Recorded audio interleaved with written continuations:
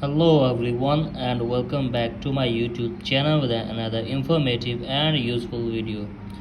So guys, in this video I'm going to be showing you how to fix QR code not working issue on your iPhone. So guys, if you are facing this problem and you don't know that how can you fix this issue. So guys, in this video I'll show you how can you fix it. So let's start our video without wasting any time. First of all, you have to make sure that the QR code is turned on from the settings. So guys, for that you have to just simply open settings and scroll it below and locate for the camera. So guys, here it is. So simply tap on the camera, and from here guys, you have to make sure that the scan QR code is turned on from here.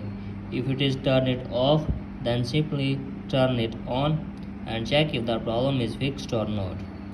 And if the problem is still there guys, then you have to just simply again go back and scroll up, and after that here you will see the control center.